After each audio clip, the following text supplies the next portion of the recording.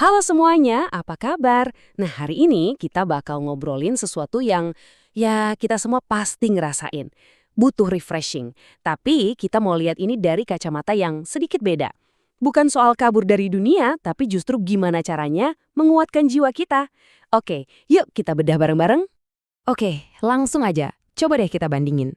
Di kolom kiri ada refreshing yang biasa kita tahu kan? Liburan yang mahal, hiburan yang gak ada habisnya, seolah-olah kita harus pergi jauh banget buat nemuin ketenangan. Tapi lihat deh di sisi kanan. Islam itu nawarin sesuatu yang jauh lebih dalam dan bisa kita lakuin kapan aja di mana aja. Zikir, sholat di awal waktu. Jadi intinya bukan tentang kita pergi kemana, tapi kepada siapa kita kembali. Pernah nggak sih ngerasa capek banget? Capek yang kayaknya udah liburan pun tetap aja balik lagi capeknya. Nah, di sini kita bakal coba bongkar sedikit kesalahpahaman tentang refreshing. Kenapa liburan itu kadang-kadang bukan jawaban yang benar-benar dibutuhin sama jiwa kita. Dan inilah dia masalah utamanya. Kenyataannya, yang capek itu bukan cuma badan kita loh, tapi jiwa kita, ruh kita, itu juga butuh istirahat. Kita sering banget fokus sama capek fisik, sampai lupa sama yang satu ini. Kalau jiwa udah lelah, mau liburan kemanapun rasanya nggak bakal bener-bener penuh lagi. Oke, kalau gitu solusinya apa dong? Kalau bukan liburan, terus apa? Nah, sekarang kita masuk ke inti pembahasannya. Kita akan lihat gimana Islam ngasih kita jalan buat nemuin ketenangan yang sejati, yang bener-bener awet, ketenangan yang datangnya dari dalam, bukan dari luar. Dan ayat yang satu ini, Masya Allah, indah banget. Ini bener-bener jadi pondasinya. Coba kita renungkan ya. Ingatlah, hanya dengan mengingat Allah, hati menjadi tentram. Jadi sumber ketenangan yang asli itu bukan dari nonton film, bukan dari jalan-jalan, tapi dari koneksi kita sama Allah. Saat kita ingat sama Dia. Tapi jangan salah sangka ya, ini bukan berarti kita disuruh ibadah terus-terusan tanpa istirahat.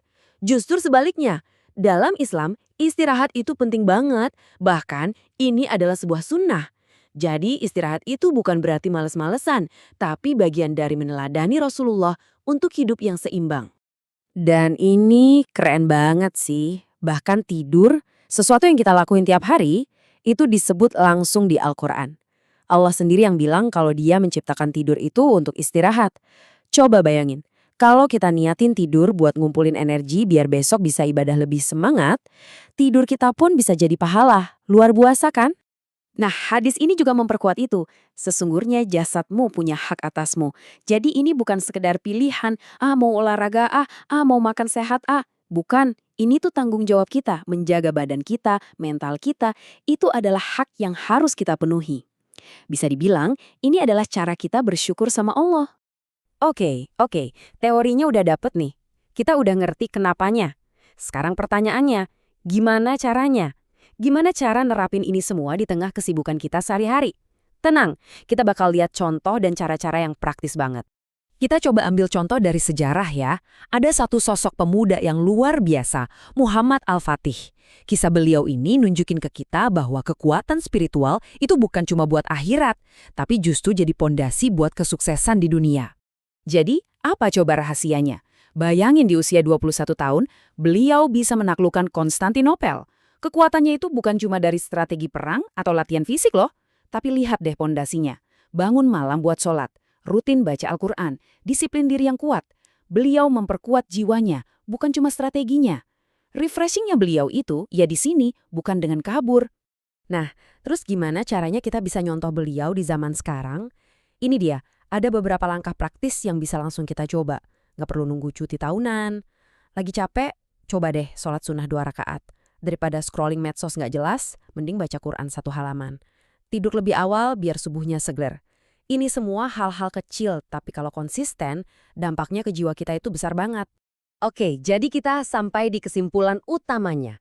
Ini semua intinya adalah tentang mengubah mindset. Mengubah cara kita memandang istirahat dan refreshing. Bukan lagi soal lari, tapi soal membangun kekuatan.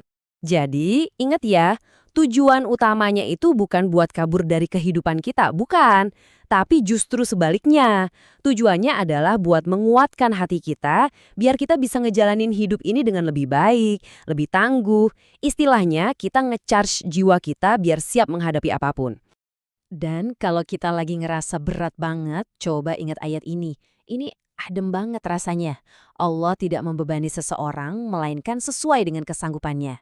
Artinya, kalau kita lagi dikasih ujian, itu karena Allah tahu kita pasti sanggup, kita pasti bisa melewatinya. Ini benar-benar penenang yang luar biasa kan? Jadi, kalau hari ini rasanya berat banget buat kamu, mungkin itu bukan tanda kamu harus kabur. Mungkin itu cuma sinyal dari tubuh dan jiwa kita buat, sebentar.